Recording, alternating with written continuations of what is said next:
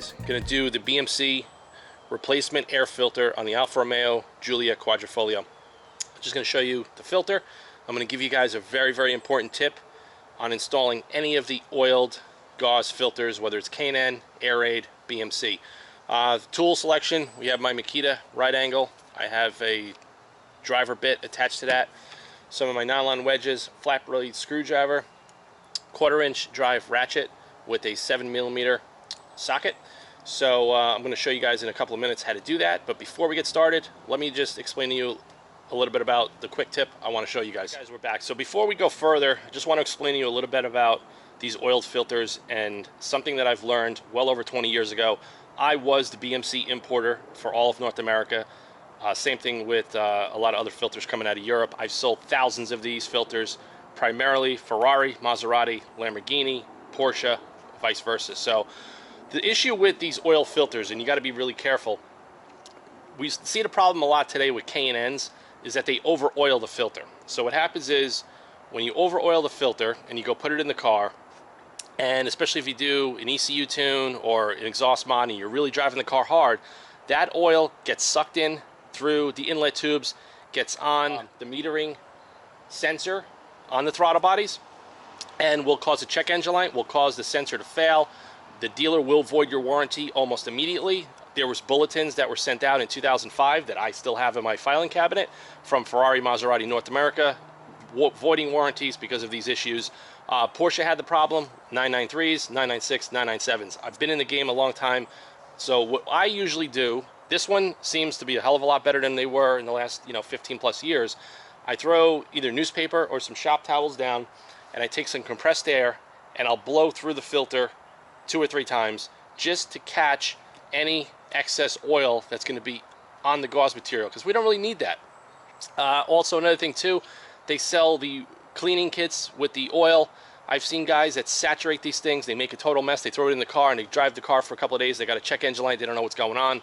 That's usually the cause of it. They over oil the filter and it caused a mess and it fouled out your sensor on your throttle body.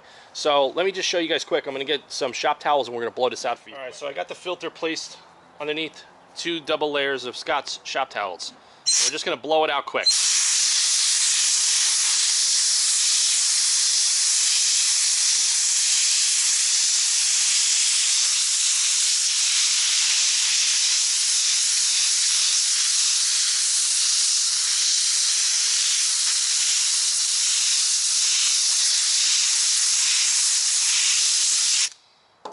Flip it around, and hopefully you guys can probably see that on the camera. We actually have a little bit of spits of excess oil that came off the filter just with that quick flip. The filter over. We're going to do the other side as well.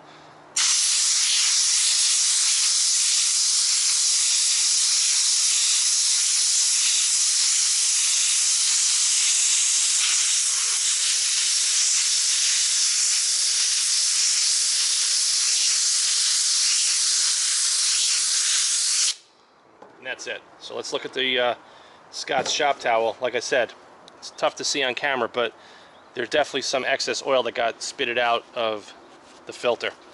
So that's just a little tip that I wanted to share with you guys. I've been working on exotic cars for over 20 years, and it just takes you a couple of seconds just to do it. And like I said, the BMCs are a lot better, Air-Aids are a lot better than they've been in years. K&Ns, they seem to throw the filters inside of a bath of oil and then they throw them right into a plastic wrapper, and as soon as you open them up, it's all over your hands. So K&Ns are mandatory. So let's go over to the car and we're gonna get this filter installed. All right guys, we're over at the car. First thing you gotta do, I recommend you wear gloves. I already cut my fingers. FYI, the edges underneath the engine cover are very sharp. So you're just gonna pull up a little bit. And if you could see here, there are 1, 2, 3, 4, 5 little rubber grommets that go onto these nipples here. And this is where the air filter is located. Always before you start, just crack them loose by hand before you put a power tool on there. Some Ferraris, actually most Ferraris and Lamborghinis, they have Torx screws, and if you put a power tool on that, there's a good chance you're going to strip it out, and that's going to be a problem.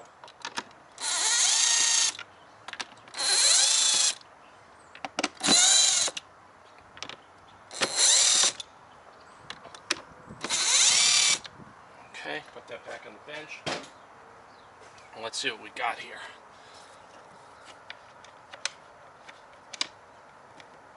Alright, so the screws are captive, which means that they're not going to pull out from the airbox housing, which is good, so you don't have to worry about dropping them and losing them. But yeah, this has a lot of tension on this. So let me move some stuff around, move the camera out of my way, and figure out how to get this off. Some more access, so we got to get off these plugs on the left and right side. Make sure we got some room. Got to lift up on here. And this is definitely going to be one of those quirks where I could have done a better job making this more serviceable for the end user. Pull these out of the way. Okay, guys, so we pulled off this section here, the plenum, because I am not undoing the band clamps. So there's just rubber isolators that these little nipples pop into, and my buddy just came by at the right time. And I'm going to show you quick. We're both going to lift up like that, and then you could just grab the filter assembly right out of the car. And you got, look at the difference in thickness between one versus the other. Yeah. Drop this thing back in.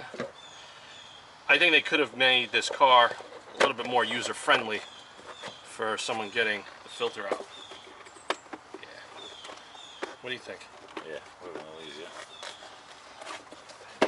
What is that clip in the back for? The hose. Okay. Pick that up. Lock it into the two tabs. Oh, we got to get it up there first. Get in those tabs, so tilt it down. Is there enough room? Right there. Locked in. Yeah, we're in. Hold on. Put this back in. And then there's a rubber grommet on your end, right onto the nipple, right onto the cylinder head. Put this.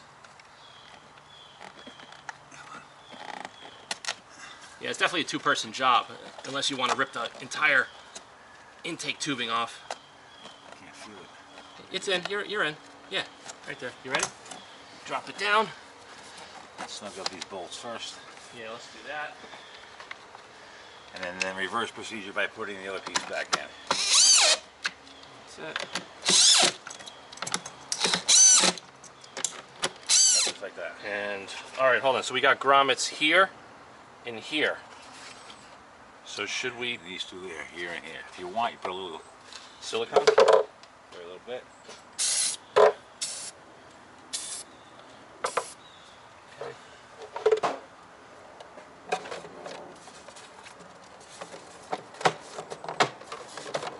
You're in on your end? Yeah, let me take that out. This grommet's got to go in here into the plastic first. All right, you got it? Yep. All right, and that's it. And we're done. Yeah, that's good. I'm surprised there's no clamps on these. It's only fresh air coming in. So that's it. BMC air filter's done. Thanks, man. I'll talk to you guys. Pretty much knocked it out in a couple of minutes. My buddy came by. You definitely need two hands extra set of hands on this side to lift it up, snake it out, remove the Y plenum, pops right out, get it out of the way so you can lift this thing up. I mean, listen, this is going to have to get done. The oil filter is actually right below here. So it's kind of good that I did it today and kind of figured out how this all comes apart, because I'm going to be doing the oil change in about a week. So let's just get the engine cover and pop that back on.